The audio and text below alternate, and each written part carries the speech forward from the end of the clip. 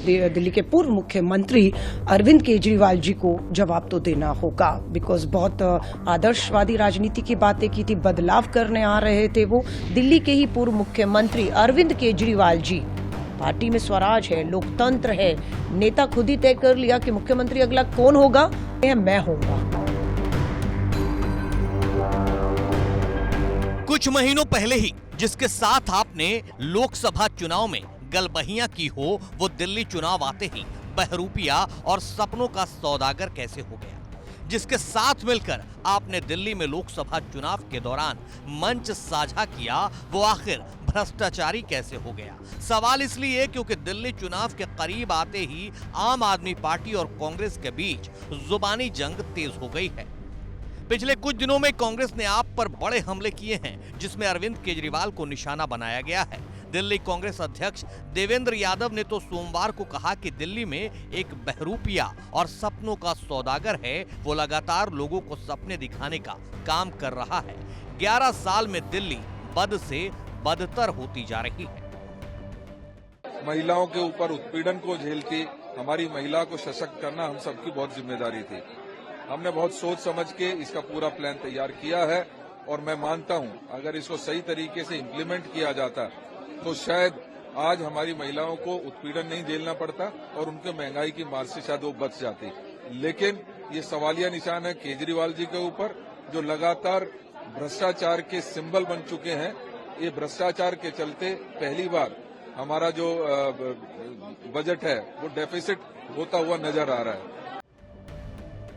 इधर कांग्रेस नेता और सीएम आतिशी के खिलाफ कांग्रेस उम्मीदवार अलका लांबा तो मानो ऐसा लगता है किसी खास एजेंडे के तहत केजरीवाल पर बहुत पहले से हमलावर हैं और चुनाव करीब आते आते अलका लांबा के ये हमले और ज्यादा तेज हो गए हैं। कुछ ऐसे ही तीखे बयानों की बानगी देखिए।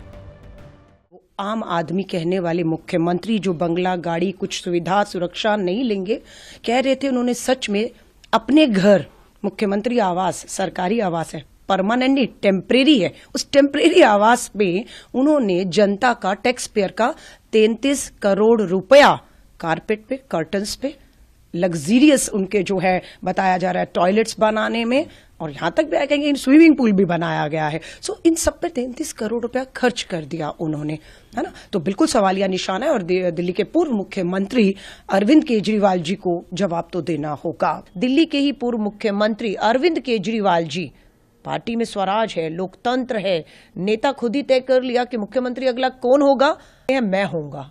पूछा गया आतिशी क्या है, वो तो टेम्परेरी है। तो ये जब टेम्परेरी शब्द उन्होंने यूज किया तो ये बाबा साहब अंबेडकर के संविधान का, उस संवैधानिक पद का और उस पद पे बैठी एक महिला का अपमान है। दिल्ली में इंडिया गठबंधन के दो साथियों की सियासी लड़ाई की खबर महाराष्ट्र तक पहुंच चुकी है। यही वजह है कि पानी जब सिर से ऊपर उठ गया तो उद्धव के नेता को केजरीवाल और राहुल गांधी को आईना दिखाने सामने आना पड़ा। सुनिए कांग्रेस और आप की लड़ाई पर संजय राउत क्या बोल रहे हैं। तारीख तो जाहिर होगी, उससे पहले अखाड़ा चल रहा है। अखाड़े में सब पहलवान एक दूसरे के कपड़े फाड़ रहे हैं, ये ठीक नहीं है।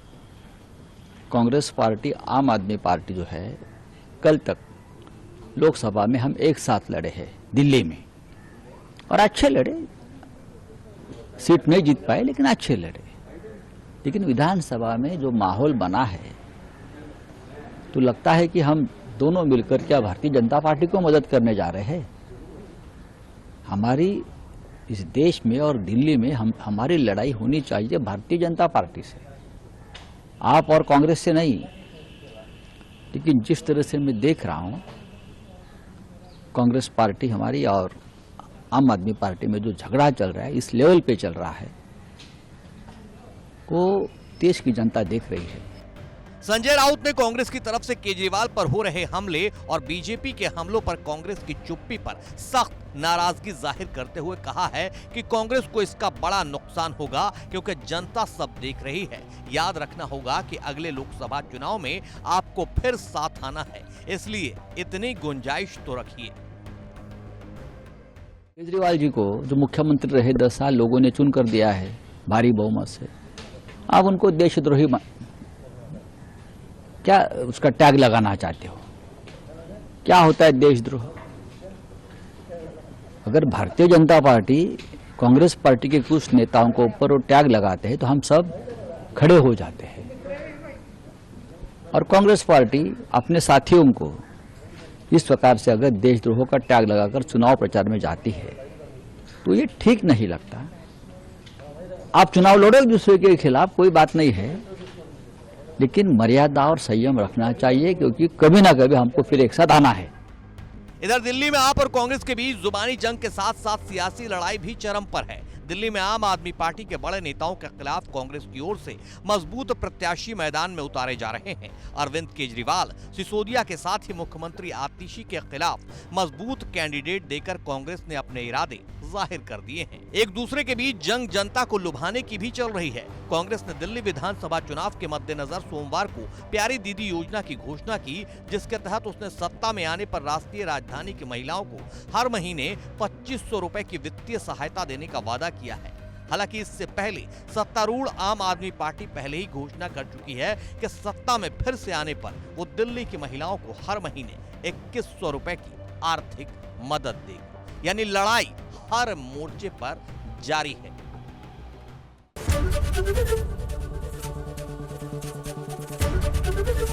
एबीपी गंगा, खबर आपकी, जुबान आपकी।